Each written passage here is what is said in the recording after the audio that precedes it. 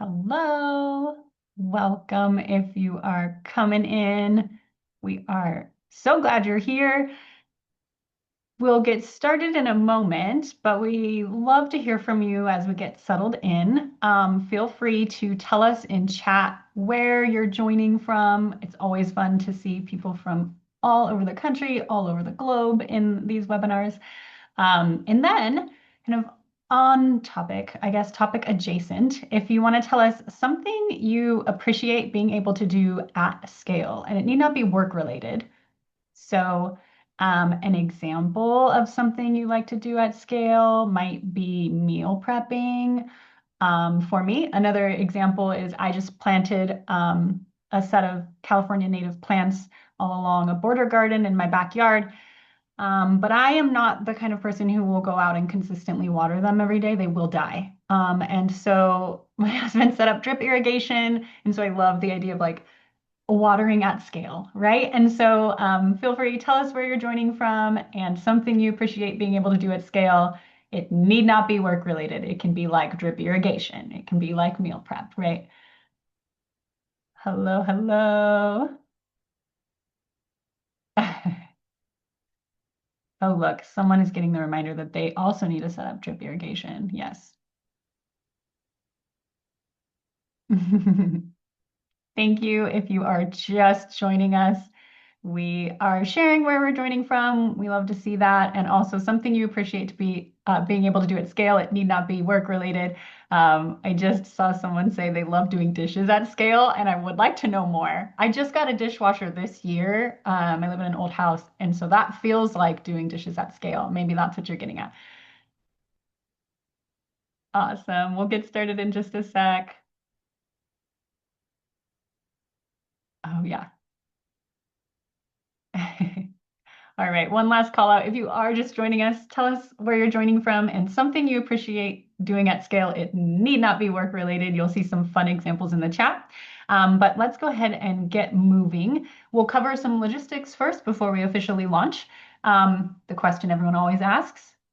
Yes, we are recording this webinar and we will share it along with links to all the useful resources as an email within the next 2 days. You are welcome to use chat throughout the webinar. We love a lively chat. Hopefully you're seeing it already be so lively. However, if you have specific questions, we do ask that you submit those to the Q&A feature in Zoom. Reason being, we don't want your questions getting lost in that lively chat as everyone is kind of communicating with one another. We want to make sure that we can get those questions addressed. So we have Alyssa and Sarah from Cidi Labs monitoring the Q&A area today, and they will be able to answer as many questions during the webinar as possible. And if by great luck we have a little bit of extra time at the end of the webinar, we will also cover some questions live. Today, super fun, is a joint webinar between the Online Learning Consortium, OLC, and Cidi Labs. We have a whole host of presenters from OLC today who will be sharing research, experience, and strategies. And I'm going to let them introduce themselves as they enter the conversation. But I am Stephanie Tate. I'm the Product Marketing Manager at Cidi Labs. And if this is your first time joining our fun, let me tell you a little bit about Cidi Labs. So Cidi Labs, our company, was founded out of a partnership with Utah State University, where Kenneth Larson, our co-founder, was working as an instructional designer. He was given permission to dream up coding solutions in Canvas and started making the first iteration of what would later become Design Plus. Over the years, our team has grown with educators and instructional designers, as well as former customers like me, who are drawn to improving the learning experience for everyone. Cidi Labs has a total of 6 products for Canvas, from accessibility to course lifecycle management. And all of these tools have been developed in close partnership with universities and our customers. And so today we'll be showcasing Design Plus, which is our must-have design toolset for Canvas, as well as Ready Go, which is our course lifecycle management system. Now I'm going to hand it over to Dylan Barth to tell you a little about OLC. Yeah, hi everyone, and welcome. Thank you so much for being here. As Stephanie mentioned, I'm from the OLC. My name is Dylan Barth, and I'm the Vice President of Innovation and Programs there. And just talk a little bit about what we do. We are a nonprofit. We've been around for over 25 years. We just had our 25th anniversary 1 or 2 conferences ago. And so as part of our mission, we really are focused on driving innovation and advancing quality in online and digital learning. And we do this in a number of ways. So first of all, we are focused on community engagement. So we are as strong as the members and the people who are involved in our organization. And so we really love to hear from folks. We love to have people contribute to and volunteer for a number of things that we do within the organization. We also have conferences and events. We have a virtual conference in the spring and an in-person conference in the fall, which is a wonderful way to get together and talk through some of the great things that are happening in digital learning. We have thought leadership that you can sign up for free. We have webinars similar to this. We have an OLC Insights, which is a series of articles, and we have an open access Tier 1 journal called Online Learning.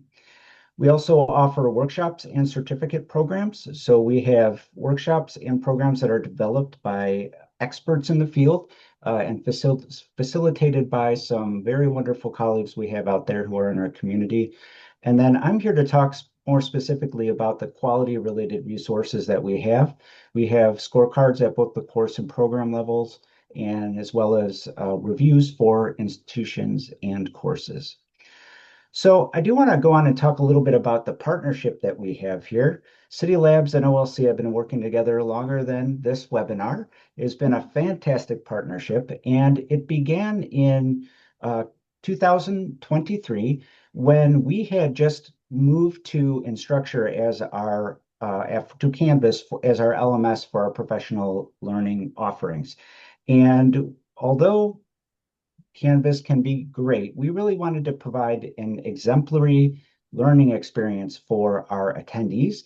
And so we had seen Cidi Labs, similar to Stephanie, it sounds like. We were like super excited by the work that they were doing, reached out and formed a partnership. So all of our offerings have the tools embedded within Canvas that really bring, I think, an excellent experience to our attendees and people who go through those workshops. And so just so excited that we have had this partnership and looking forward to continuing that.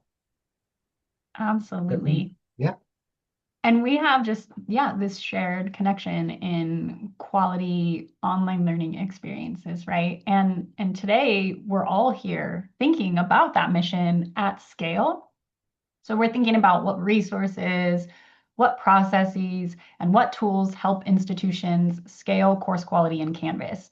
And so we'll walk our audience today through research, through examples, and through actionable strategies to support broader course design impact.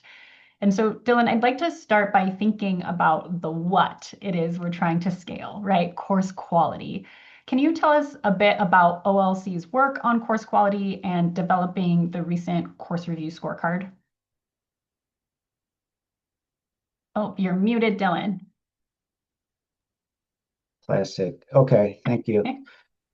Yeah, the course review scorecard, we developed this, me and a colleague, Phil Denman from OLC, developed this in 2025, and we used a method called meta-analysis around all of the existing, or I guess more popular existing scorecards related to quality in online digital learning. And we use that to develop our own. And as part of this, what we're really excited about is that a lot of scorecards that you see out there are organized in kind of by area, right? You might have a scorecard that there's content, there's assessments, there might be things related to accessibility.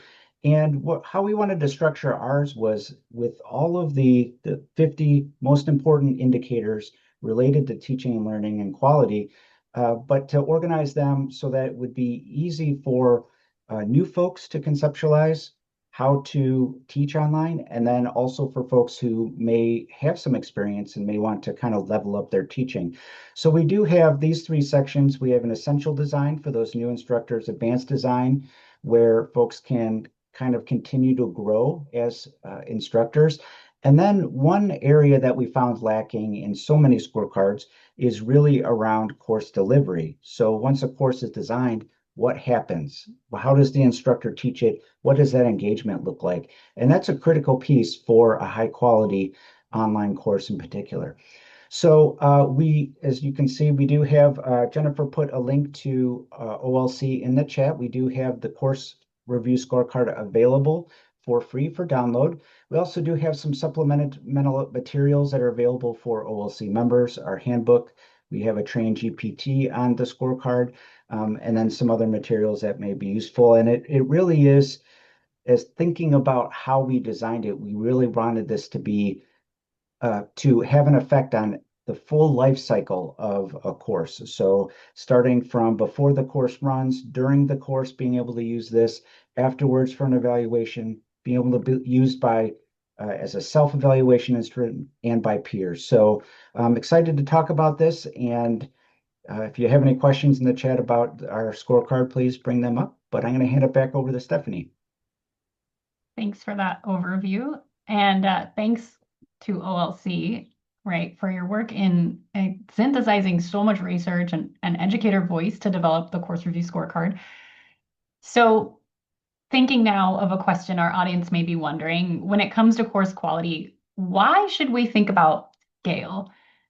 And the quick answer is that research on course quality and design consistently show an impact on student motivation, self-efficacy, and learning outcomes. And OLC dug through so much research when developing their scorecard, and Cidi Labs has done a multi-year series called Design Matters, citing, again, loads of research connected with particular elements of course design. The why is simply this: students deserve quality learning experiences in all of their courses, right? Now, notice the focus is on students, on their experience of the course, on opportunities for them to learn and show their learning. So it's important that any resource you use to gauge course quality and any efforts you make to scale course quality are aligned with what students deem important to their learning. So I'm going to go to Carrie now. Carrie, can you share how OLC set out to both validate the course review scorecard with actual learners and get a sense for what they care about and ultimately what you found? Yeah, absolutely. Thank you, Stephanie. So I am the senior researcher at OLC, so Carrie Lewis Miller. And we wanted to take a look at this new course review scorecard and validate it both as an instrument, but also gather feedback from the student perspective on how course design impacts their experience. Since they are the end users of all the work that faculty and instructional designers do, their input helps us shape our practice the most. So we designed a survey that followed the OLC Course Review Scorecard elements, but we added a little bit of a twist. We asked students to indicate which items on the scorecard they had experienced in their most recent online class, but then also to rate how important that element was to their success as a learner.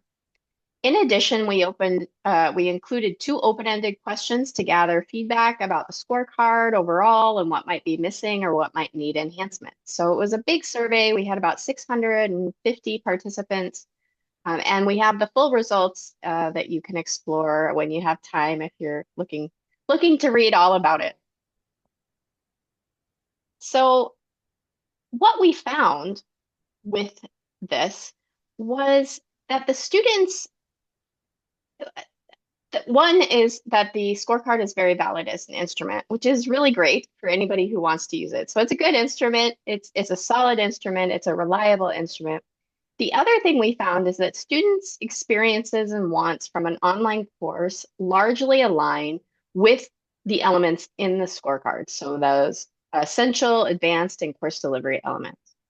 A few areas where they would like to see additional emphasis include things like accessibility and AI. The most interesting thing about the results was the repeated emphasis on communication, responding to emails, being available for office hours, participating in discussions, those types of pedagogical strategies that we know are important for building community and for supporting learners, particularly in asynchronous online courses. But those are often really hard to quantify as a course design element. They are really course delivery elements. As we see on the slide, most of the students' experiences aligned well with the scorecard elements that they prioritized as important, with the exception of timely feedback and peer collaboration. So here we see some potential areas for focal points for professional development, potentially, or additional support. And based on the results of this particular study, I would recommend targeted professional development that prioritizes other high gap areas. And by high gap, I mean what students experience versus what they consider important. Things like course design clarity, instructor responsiveness, and the integration of advanced practices like authentic assessment and student agency.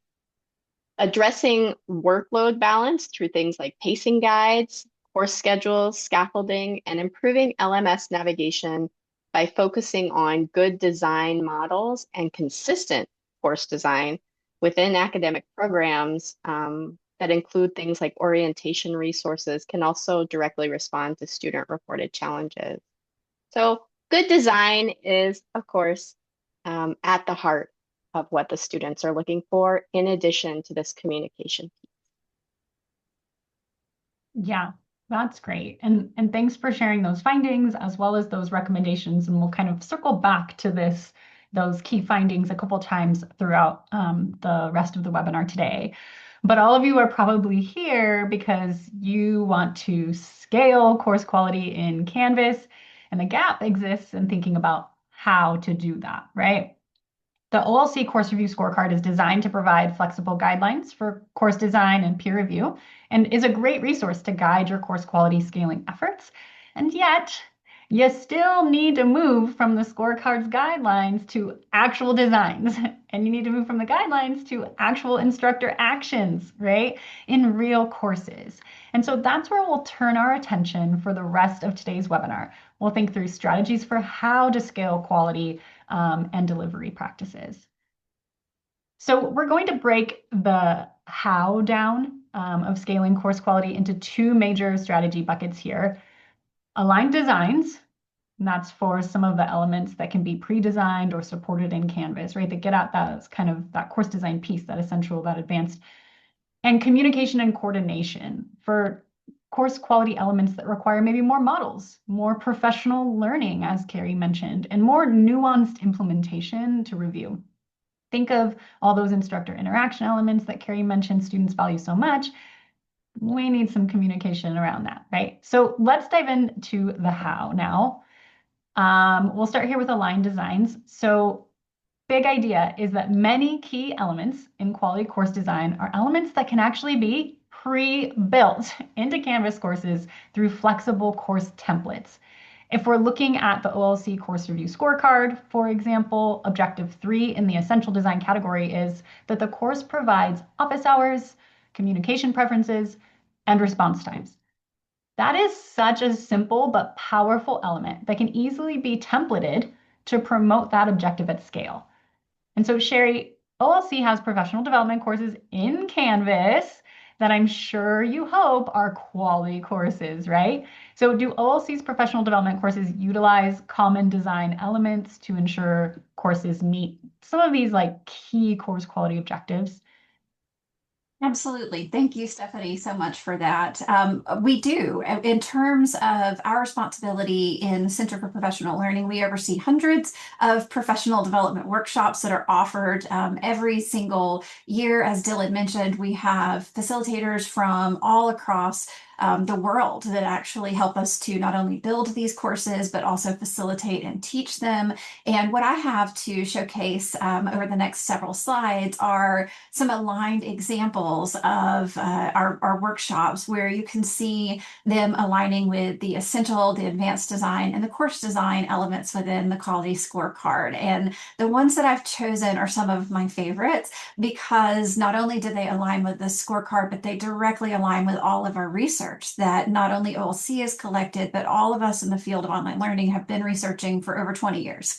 We know these to be the case. We know that, for example, out of the item that's highlighted here under the essential design component of the quality scorecard, everyone needs to have learning objectives. And that feels like such an intuitive item, but where those go, how they're structured, how we build them into each of the modules, and even something as simplistic but as essential as Carrie just highlighted in the research, as making sure that those are designed in a way that is accessibility compliant and WCAG compliant is really a challenging task. And so what we've done, not only with OLC in my role here, but also in all the courses that I've overseen in my career, is we always look for ways to simplify this for faculty. How do we give them something that is structured, that is fully compliant with ADA, and that is something that students can easily navigate? So this particular screenshot is a wonderful example of an aligned learning objective that could be easily demonstrated and distributed out to hundreds of courses using the Cidi Labs tools,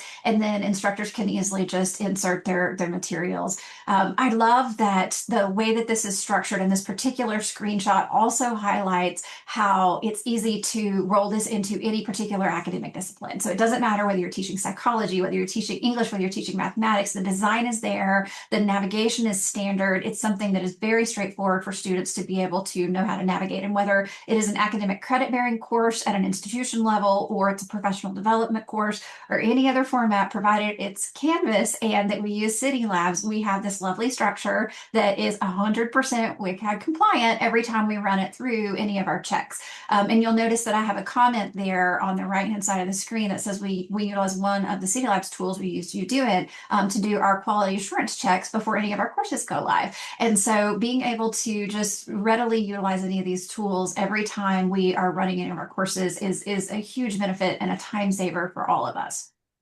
When we look it's just trying to get its little spotlight here, you know? Yeah, absolutely. So the next one is actually a combo, because one of the things, again, if you guys that are attending or watching this later have been working in the field of online learning, you know that a lot of the elements in the quality scorecard kind of overlap. You can't talk about engagement without talking about design. You can't talk about learning objectives without talking about the way we build our course. All of them kind of fit together, and that's the way really good teaching should work. And so what you're seeing here on this slide, as well as the third and final one for me, is actually a combination. So this screenshot actually shows compliance with both the essential component of the quality scorecard as well as the advanced design. There's a couple of elements that I called out with this particular screenshot. And in fact, Carrie even mentioned them earlier, as did Dylan and as did Stephanie, because they're high impact quality practices. One of them is a standardized navigation, making sure that students have the ability to cleanly and readily navigate from section to section. And you can see that that's actually called out as an essential design. It's item number 11 on our quality scorecard if you want to go through and dig into that. And then also showcased here, and something that was mentioned just a few moments ago, is the advanced design element of making sure that everybody has an orientation module. This is actually one of my favorite accomplishments from a previous career that I had, was building a really strong orientation module that everybody doesn't have to recreate. And that is one of the strengths that we love about Cidi Labs, is we can build a really strong orientation module, and then we can use tools like ReadyGo to do rapid deployment, and it goes out to everyone's courses. So it is just a fantastic time saver. Again, it's WCAG compliant because we're running all of our QA and making sure that everything is meeting our ADA accessibility needs.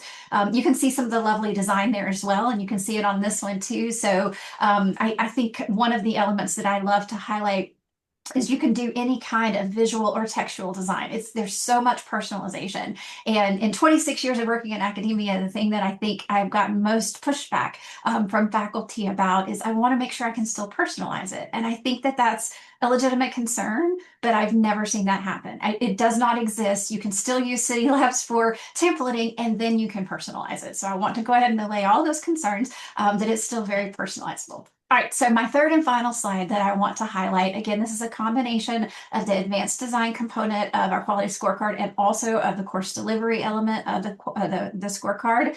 You can see highlighted here, the course delivery element is the learner-to-learner engagement, which is one of the top 5 predictors of student success. If you dig into the literature about student success in online courses, it's building in components for students to make sure that they can actually collaborate with each other. And one of the other components that we love, but that is so challenging for faculty, is making sure specifically that anything that is a higher order type of activity, that we model what are called deliverables. We give them examples or templates that are available. So you're seeing an example here from one of our workshops that we offer at OLC. And these are models of deliverable portfolios that have been created by individuals that are readily available. It can be templated, it can be rapidly deployed across multiple departments, colleges, and et cetera, across the entire institution. So it is a huge time saver, and is something that can readily be shared. You notice that in the components that are highlighted on the right, not only did I point out that it is available for the rapid deployment, but that specifically the S is student-to-student engagement. And if you dig into some of our literature, actually one of the predictors of student success is making sure that you build into every one of your courses a component for students to be able to engage with each other. And so I have found in my time in higher ed that students don't know how to do that unless we give them a model. And so building in these types of deliverables and then deploying it to all the faculty's courses to adapt to their particular discipline lets everybody do it, regardless of whether you're psychology or mathematics or any of the other academic disciplines. Sherry, you're getting me all excited. We did another webinar, a belonging webinar, where we talked about like the virtual bulletin board. Because in a in-person classroom, it's absolutely the same, right? Like I can have these student examples that like facilitate student-to-student interaction. And I love that you're showcasing an example of that in the digital space because I think it's totally powerful. Thank you. Okay, so Sherry has been going on and on about what the research tells us, but I'm like here, okay, let me grab a couple little pieces and really explain why aligned designs, and especially ones that can be templated in a certain way, can make a big impact in your ability to scale course quality. So what does the research tell us about using aligned designs? First, it tells us that templates have been shown to make course building easier for instructors, specifically encouraging adaptation of online learning best practices and reducing course building frustration. And this makes a lot of sense because if something is already kind of structured for you with that heading with learning objectives and course activities and the icons are already there, the instructor is doing a lot less work to implement those kinds of elements in their course. Makes sense. Notably though, just as Sherry hinted at, instructors have shown resistance or lower satisfaction with templates if the templates are inflexible. And that makes total sense because the subject matter experts, the professional educators, right, are people who kind of know a lot about what their students need to learn and maybe even how they need to learn it. I was a high school English teacher, so I took a lot of pride in feeling like I really understood some of the key ways to, support and deliver instruction for my learners. So we do want to note that. We're not going to roll right over that. Don't worry, we will address it.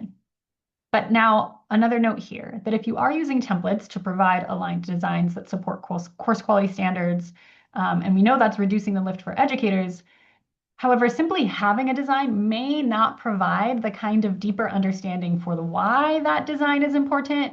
And it also may not provide the ways to complete or customize, as Sherry mentioned, the design. It might not be intuitive just from having the template, right?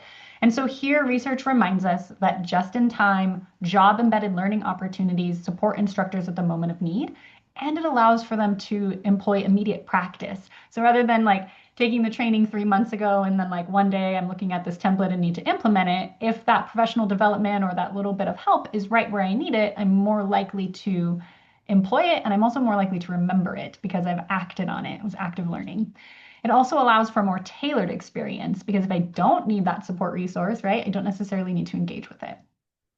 And so let's take all that research, all the amazing stuff that Sherry was talking about, and bring it in here as well with the research that I was just talking about with templates. What are the strategies for aligned designs? First, design for baseline consistency. I love the call out that even Dylan was making in the chat. Like, consistency doesn't mean everything looks exactly the same. It just means that key pieces are where you might expect to find them. When someone rearranges my grocery store, I am lost. All the same stuff is there. I don't know where to find it, right? And so it's kind of that idea for your learners too, when they're going to their course or even between courses. Some key elements kind of need to be where they need to be.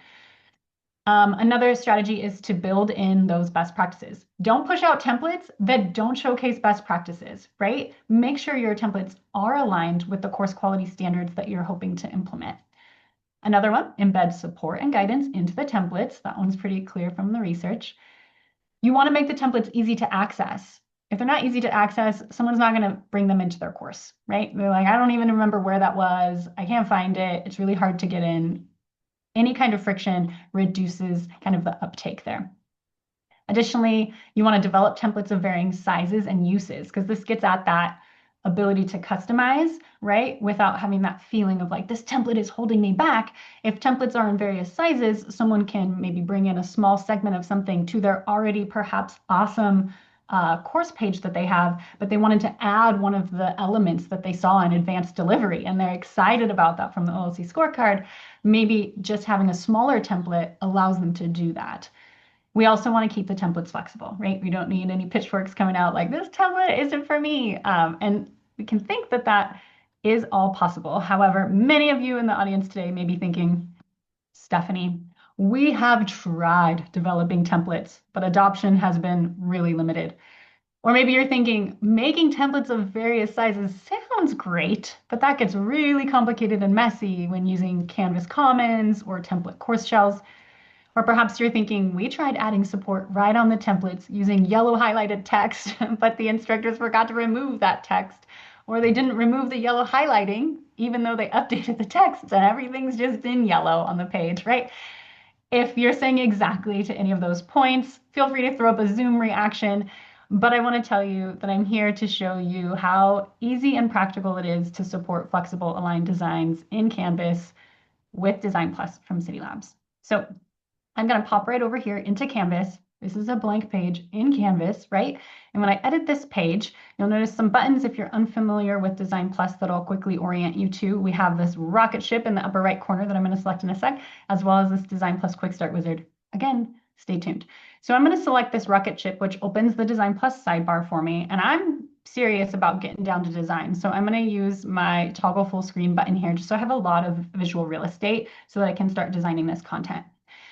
And if I am the person at my institution who's going to be creating the templates and trying to scale these course quality best practices, Design Plus makes it really easy for me to do that. I can, select a theme and I get some immediate style. If I want this to be a home page, I can select this front page option. I get a banner image that's easy to replace, that's at the correct sizing. I get this link grid that includes that start here, right? We're covering so many elements of the course review scorecard with a couple quick selections here, right? And so we could continue on. We could add some content blocks that would allow us to then start building some of those key headings, and we can customize that language here. We can select from over 2,500 icons. Maybe this is part of the introduction, so I can have like an open door here. And so hopefully you get the idea that you can build a lot of really amazing stuff pretty quickly. So if you are the person in charge of scaling at your institution, you can build these aligned designs. But where the rubber meets the road is the end user, the instructor or the designer who has to implement all of this in their courses. So how do templates work using Design Plus? So I'm going to go ahead and clear this out. And what's really, really awesome is right where you're editing in Canvas, you have access to a variety of templates in a variety of sizes. So we're going to start first with template content. If I just select template content, I can look through my whole item templates that are made available to me by my institution. Cidi Labs gives you some preloaded ones if you want some starting place. But I can come down here and find a variety of categories. These categories are customizable, so I can label these categories in a way that I think would support implementation at my institution. And I can browse them and add any that I think might be particularly valuable. Maybe I'm looking at, a structured assignment template or this multi-step assignment template. You can see that there's kind of accordions here for interaction. If I just add that multi-step assignment template, I didn't have to go to Commons and import it, and now I have an extra page, and then I have to find where to copy and paste stuff. No, here it is for me. I can go ahead and complete this template. It's got a variety of headings with icons that go right with it in a lot of useful ways. Or as I mentioned, there was that other assignment template that was a little more simple. It didn't have a multi-step setup. So if I were to add that template content in again, I could say, okay, well, what does this template look like? I can change the look and feel of these templates by changing my theme. So if I didn't like the way that style worked, but I can also come down in this one and notice, hey, I really liked that help category on that other template, and it seems to not be here on this template. I'm really setting this up to show you that we have templates of varying sizes. So I could also add maybe just a content block. Maybe I just want a content block size template, and I'm going to overwrite the placeholder that came here. And if I were to look in, let's say, my general category, I have this activities help pre-built content block. It's not a whole assignment template. It's just a little pre-built piece. And here's what I love. When we talk about aligned designs and how you can get so much quality done with the template, this is pre-linked to these Canvas support resources. So now the instructor is doing truly zero to even fill out this portion of the template because it's already been created for them. And that lift is, a really important one, because going out and finding all those resources could be the thing that makes or breaks someone feeling like they can provide this kind of support to their learners. Plus, these are set up in tabs. If I wanted to preview my content, I don't have to save in order to preview my content. I can come into my preview content tool and notice that these are tabs that give me this kind of engaging interaction and reduce the cognitive load for my learners. Now, maybe some of you are thinking, okay, that's great, but that tool was quite a lot, and I'm not sure that all of my instructors are ready to do something like that. To which I say, do not worry, we have you. We have the Design Plus Quick Start Wizard. So if your users are not heading into the sidebar, or they just want to really quickly get at those templates, they don't need the rest of the tools right now, they can launch the Design Plus Quick Start Wizard. Sometimes it's mad at me when I already had something. There we go. And they can explore the same institutional templates that you've provided, as well as the content blocks. They can build what they want, customize it how they want, right from the Canvas editor. So if I were to look at some of these templates, there's some really interesting home pages in here. Let me go ahead and just add one so you can see how that works. We've got this survey of modern art template that I could look at, and this is set up in tabs with all these key pieces of information, again, all aligned with elements from that OLC scorecard. We've got our objectives over here. And then similarly, I can choose to add content blocks to that. If I wanted to take something off, if I wanted to add something, I can move things around. I have a variety of options here for me. Now, the last thing I want to point out is the support element. So I am going to search because I can. And I also have to spell correctly, which is important, and be in the right section. So I can search for things as well. So maybe I wanted to have, I'm finding the one I want, which is my, oh, I'm making it out of myself here, everyone. Clear. I want to have my, there we go. It says teacher instead of instructor. My bad. I've got this teacher information template available here that provides that contact information. Remember, I mentioned this, we should have your preferred contact, your office hours listed. That was one of the direct elements of the scorecard. I can choose to add this to the editor. And when I'm ready, I want to show you something about this template. You see this kind of yellow highlights and you're like, haha, Stephanie, you already talked about yellow highlights. But these are a little bit different. These are action items, and they provide actual prompt space for someone to type their name in to fill out the template. It includes editor notes that let them know, hey, research says, and you can provide maybe alignment information with the course review scorecard, check out essential element number, whatever it might be, to give some of that alignment information. You can add links to support resources, all here, right? Links for anyone to go ahead and learn more. What I want to say is that you see this now, but watch when I save this template. Those elements are invisible. So key action items allow you to provide that embedded support that help bridge the gap between your aligned design and actual implementation with support resources built right in. You don't have to worry about the crazy yellow highlighting or red text that gets left behind. All right. So hopefully we gave you a sense for how aligned designs, templating essentially can really help scale course quality. But now we're going to shift. So we'll put on a different cap here now. We're going to shift from thinking solely about design-based scaling efforts and think bigger picture here, knowing course quality isn't as simple as dropping in a great template to a course, right? Carrie described how in OLC's research findings, students repeatedly emphasized instructor interactions as a key element of a quality course. So we know there's more to course quality than just those aligned designs. And here we'll want to lean on focused coordination and communication processes to take course quality to the next level.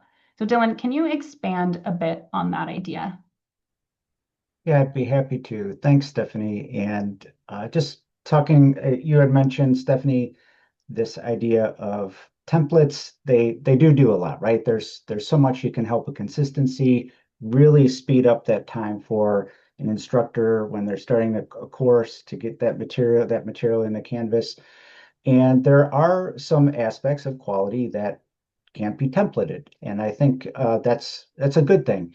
We think about the concept of human in the loop when it comes to AI, and I think we can think about it along these lines as well, is that there are pieces that are going to require instructors to work with instructional designers. There are, of course, going to be times where it needs to be the faculty member who's reaching out with the students and working with them. Can't be covered just in with content. So I have a couple examples here that I want to mention. One is advanced design number 6. This indicator talks about the course providing multiple pathways for learners to meet learning objectives. Well, this is highly dependent on a number of factors and can't really be built into a template. So for example, it matters if it's a very large class. It might be more difficult to make those different pathways. The discipline will have a big effect on that as well. So again, that's where being able to collaborate and learn from others and have those discussions about what is going to be most effective is really important. Another element here is course delivery number 6. Instructor provides feedback and grades on assessments in a timely manner. There's a lot to unpack in that. That is, I think, probably one of the key elements of the course delivery is really that feedback as soon as possible for students so that they remember what they did and they can adjust their understanding a little bit better. But that's going to, what does feedback look like? Does everything need feedback, right? Does some assessments may need more feedback than others? And what does timely mean? All of these things are really highly dependent on the context. And again, training, professional development, and collaboration is such a great way to address those. So I'm going to turn it back over to you, right, Stephanie? That's right. Yeah. Yep. And you know what? Exactly what you're saying aligns with the research, right? As we know that there are various things that help improve course quality. Some studies that we have cited here show that professional development, aligned course design, just like we were talking about, and quality review procedures, those are all elements that have improved course quality certification rates. So once like a course gets shipped off to the powers who do the final review, they say, you know what, this is looking great. And all of those elements were contributors. And those are not just as simple as dropping the template in, right? We also see that collaborative course design and review, so course review, peer review, that kind of thing, can improve quality alignment and learner outcomes, which is really great. And then we'll also highlight here, because it's like getting on the same page about what it is you're talking about is always a key element. And so there's a lot of research out there about checklists, whether you're talking about quick checklists or really robust ones. What they do is they break down entire complex processes to better see what constitutes a high standard of practice. They provide a shared language, and they serve as a reflection tool. And honestly, the OLC scorecard is a great example of this because it provides that shared language, that shared understanding, that ability to kind of norm, but also that ability to discuss the details of and those nuances, as Dylan was just showcasing. So if we take that research, right, what do we do in terms of strategies? Like, what can you take away today to improve the ability to scale quality at your institution? One is ensuring that you turn conceptual ideas into concrete practices, whether that's through checklists, through guidelines, through something like the OLC scorecard, because we want to know that we're talking about the same thing and we want to take it from abstract to something more concrete. We want to, again, embed support for each of those guidelines or tasks wherever they might be living or how you're communicating them. Ensure that people know how to find the support that they need in order to do those things in their course. We also want to really reduce collaborative friction. And this one is major because we talk about collaboration and that sounds good until everyone's like spinning around and can't figure out who's talking about what and how to adjust whatever. And it can get kind of crazy pretty quickly when you're managing these kinds of things at scale. I'm sure some of you know. So that's another one of ours. Sherry, do you want to talk quickly about some of the strategies that you all use? Absolutely. And I actually was monitoring chat and paying attention to all of the things that were going on there. Thank you guys for some of the questions in there. I think one of the things that's really fantastic about kind of the workflow and the strategies that we use and how we process everything. And I want to reference one of the individuals in the chat that actually mentioned, for example, you do it. We have a whole QA process that is set up in terms of how we keep everything flowing and making sure that all of our courses are aligned and hitting all of the accessibility standards and the design standards. And one of the things that I think has been most instrumental for us is making sure that when we do adopt templates, interestingly enough, because the templates themselves are already designed to be ADA and WCAG compliant, we actually find that we have less hurdles and the QA process automatically aligns a lot easier because the templates already are directly aligned with the quality standards. And so it's an overall, time saver. And I just want to point out, I've noticed also in the chat that people are talking about all of the trainings. And I have to give a shout out to you guys also for Cidi Labs, because you guys do have some amazing trainings about each and every one of these tools. And I think that that's been amazing. Before I have moved to OLC and then after at OLC, you guys have so many things that help us to learn the nitty gritty about each of these individual tools and making sure that whether it's you do it or Ready Go, which is one of my favorite new tools, all of those things have so much detail. But the whole QA, knowing that we have the ability to adopt these templates and the templates are already aligned, and then we have you do it standing right there alongside us to double check us and make sure that we're staying aligned with our WCAG standard. I think that that's kind of our standardized workflow. We don't release anything until it's been through a QA workflow. And I think that being able to have those standards in place, both with our own quality scorecards and then aligned with Cidi Labs templates has been what's helped us to stay at top tier the entire time with our workshops. Well, thank you for that, Sherry. And I'm seeing in the chat, we move at a rapid pace in the webinars, but our training is nice and slow. I will plug as well, Jennifer dropped a link in the chat. For any of you who were thinking, I know I'm going back to Align Designs now, but if you wanted to learn more about templates being used for course quality and particularly how you can use your action items, those hidden notes that I showed you, UTA had an amazing webinar with us a while back.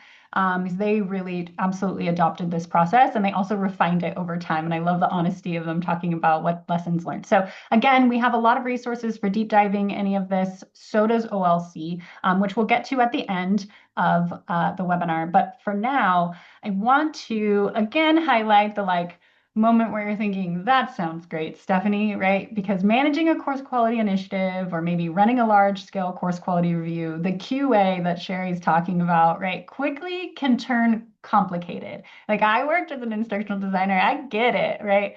So when you're trying to manage professional development and turn that into action, you're trying to ensure users know about existing templates and resources. And if you're doing any kind of review process, suddenly you've got layers of permissions, you've got spreadsheets, you've got communication streams that you're managing. It's a lot. And so with Ready Go from Cidi Labs, what you get is up-to-date key course data paired really conveniently with task management and communication tools that really help you streamline course quality initiatives from end to end right inside Canvas.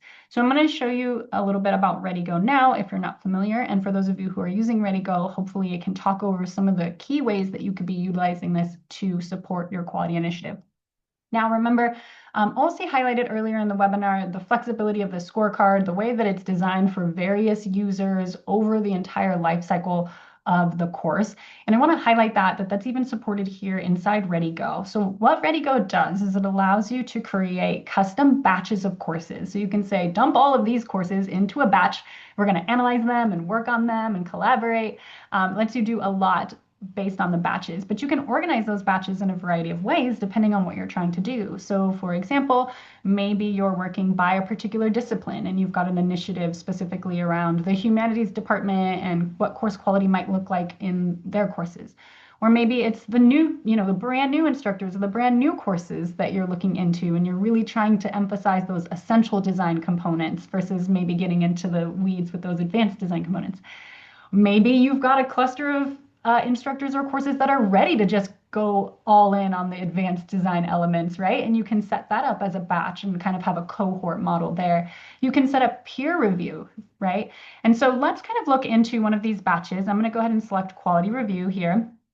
And I'm going to be shown what is essentially a super powered spreadsheet. And I love ReadyGo. It's showing me a ton of key information. It's showing me a customizable status that I can set about where the course is at. For example, this one is in progress. Others have not been started. Others are, doing great. They're ready, depending on whatever that meant that we set. You can also see a variety of alerts here that let me know if a course isn't published, or for example here, that there's no custom homepage. And perhaps at our institution, we really care about a bunch of those standards from the OLC scorecard being represented on the course homepage. We would need that custom homepage to do that. I'm alerted, right? We also have the ability to add checklists, which we've talked about, and these can be set up to match whatever quality standards you might have, whether that be the OLC scorecard or some other internal standards. We also have a variety of key data, and I'm going to flip over. This data here is just kind of set at a preset, but what you can do is you can set up a set of columns, kind of like how you would want a spreadsheet data to work, and then you can save that. So very quickly, I could say, hey, I want to, oh, it's my quick views that I saved it in. I want to get my course quality overview on this set of courses, and I can just apply that. And automatically, I'm going to see this information shift a little bit. So I'm still seeing my course status, I'm still seeing my alerts because I chose to have them there, my checklists and whatnot. But now over in my course information, I can see things like a discussion account. And I'm like, uh-oh, I hope this instructor has other ways for their learners to engage, because there's only one discussion in this course. And maybe they do, but this is still giving me information, and I can filter, I can sort, I can do all of this. I can also come over and see their accessibility score here. I can say, okay, 85% doing pretty good. That's 68 errors, right? I can kind of get that information. I can see how cluttered the course might be. I can customize all of these columns. So let me come back over and say, okay, the information is really helpful. That data is really cool. I can get an overview. But if we're looking into the details of trying to align, trying to collaborate on something like a course review, a quality course review, I can set up a checklist. This has this, quality assurance checklist here. And this says that we need to provide students with clear course information and instructions. Now, this is that abstract, like, okay, clear course information and instructions. Like, that's helpful, but what does that really mean? And if we select this checklist item in ReadyGo, we can see additional details and elements, because if I were unclear as an instructor, I might want to drill in. I can find links, right? Because these can be set up and provided. I can find, maybe we link out some kind of support resources or professional development if it's optional that someone wants to learn more about effective orientation, or see example course tours, right? We talked about the benefit of these examples or models. They can access templates, whatever it might be. You can assign particular users. So if I said, oh, I want this course to have so-and-so as the peer reviewer, I can assign that user right in here, and everyone's collaborating on the same checklist. And I can also have a communication record here attached to this particular element. So maybe I say, hey, can you help me draft a friendly welcome message? Or what are some great resources for that? I can type that into this chat piece. And now I'm talking with anyone who's assigned to this course. And I'm also keeping a record. So another really, really cool way to do this is if you are doing reviews using ReadyGo, an instructor who might be saying, hey, I have evidence of this standard or this objective in my course. You can find it here, here, and here. They can add their URLs to the chat directly aligned with that particular element. So if you had these set up maybe to match the OLC Course Review Scorecard elements with the numbers, instructors can keep an evidence record and really streamline the collaboration for that course review, because now someone can come in and say, oh, let me go ahead and select those pages and see exactly how they aligned to this course review element. And so ReadyGo can really facilitate a lot of that. For time's sake, I'm not going to jump into the instructor view right now, but just know that an instructor has kind of a simplified, streamlined view in their course where they just see the checklist and kind of some of the key data. So it's really helpful for collaboration, and you get to decide, who has access and what permissions and all of that you can set up through ReadyGo. And again, all of this is happening inside Canvas. It's automatically pulling Canvas data. You can run bulk actions, including bulk messaging people like, hey, all of you who don't have discussions, let me send you a professional development on the value of discussions, and I can select them all and send them that email directly to their inbox. So we really talk about that tailored, embedded support and the streamlined collaborative effort here inside ReadyGo. So rapid, I know, but again, we have so many ways for you to take a deeper dive on whichever pieces of this webinar maybe spoke to you, that you have questions about, or you want to learn more. We want to take a moment to just sort of wrap up and recenter on the two major areas of focus for scaling course quality initiatives. We've got aligned designs that help turn ideas into practice pretty instantly. And we've got communication and coordination, which allow efforts to be more widespread and more validated. And we hope that the strategies and the real life examples and the tools that we've shared today help you design and deliver quality, effective, inclusive learning opportunities across your institution. So Sherry, we're at the moment of helping people know how they can know more. What are some OLC learning opportunities and resources that can further equip our audience today? Thank you, Stephanie, and thank you for pulling up some of my favorite workshops that are coming up in the next couple of months. So we do have a couple that are offered here that are shown on the screen. One of them is designing course quality review processes for digital learning, which of course directly aligns with everything we've been talking about. We do have one that's very specific to accessible course design. If you've been with us from the beginning of the webinar, you heard us talk about that, and you heard Carrie specifically highlight that that's an area that has been left out of certain other course quality scorecards prior to ours. And so it's definitely something that we help to build in and help people to understand the value of universal design and strong accessible design as well. AI and assessment, which seems to be one of our most popular ones. We actually have 2 sections of that coming up very soon as well. And then we also have helping faculty with new course development. There's about 50 others also to people. I definitely encourage everyone to take a look at the various workshops that we have offered. OLC offers 3-day, 7-day, multi-day, multi-week, etc. And we love to have individuals come in and sign up for these workshops, and you'll be able to get a live look at what it looks like, because our courses are built using these templates. And so it's a fantastic opportunity to see what a real life course looks like when we have implemented all the Cidi Labs tools into them as well. Love that.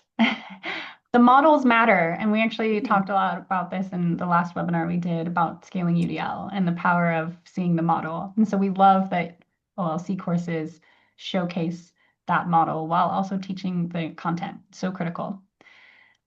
We will turn it over for a couple quick questions in a moment, but if you're looking to learn more about any of the tools that we showcased from Cidi Labs today, Design Plus or ReadyGo, or maybe you heard over and over again, you didn't know, it was getting such a spotlight today, but we love accessibility at Cidi Labs, so of course, I guess it just always comes up. You can find some contact us information on our website, cidilabs.com. You can also just scan that QR code if you have that up on the screen to schedule a conversation with a Cidi Labs representative. And I do want to say that we've shared a lot of links in the chat, I know, and in that follow-up email that you'll get in the next 2 days, along with the recording of this webinar, you'll get what's called a session summary. And it's a document that includes all these citations, all these links, so that you can do that deeper dive in a way that best supports the work at your institution. So we do have a couple minutes left for questions. I don't know if anything went unanswered. I was seeing some kind of chatter in the chat, but I wasn't able to keep a pulse. Jennifer, do you know, is there anything that maybe we should highlight now? Yeah, it looks like we've answered all the questions in the Q&A. There were just some very specific questions that we've covered. I think there were a few questions about mostly it was about things you referenced, which we provided links for. So okay, I can show the library right now with my couple minutes, because I didn't show it earlier and I didn't know I would have enough time. So that's what I'm going to do really quickly, because here's what I want to say. If you're out there thinking, oh, great. Stephanie's suggestion today was make more templates. And if only there was time to make these templates, right? We've got you here as well. If you do License Design Plus, don't miss out on visiting the Design Plus library. I've pulled up the template pages gallery specifically, but we have content blocks, we have template pages, we have themes. So if you're, you want to give your faculty the ability to choose from a variety of like looks and feels, so it feels more customized to them, use themes.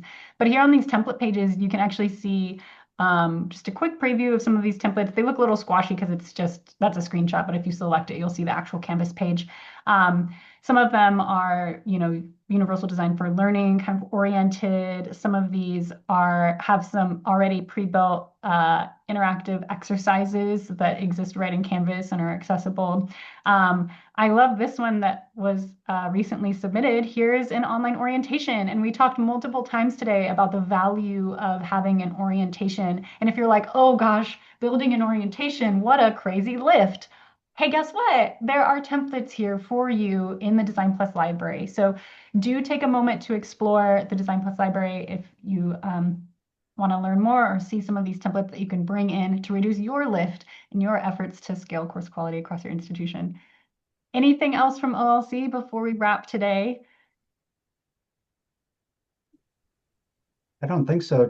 I'd like to thank you again for our partnership and for having us as part of your discussion here today on scaling course quality. Yeah, we so appreciate all the work you all do. So it's a great partnership. Thank you all for being here, and hopefully we'll see you soon. Thank you. Take care.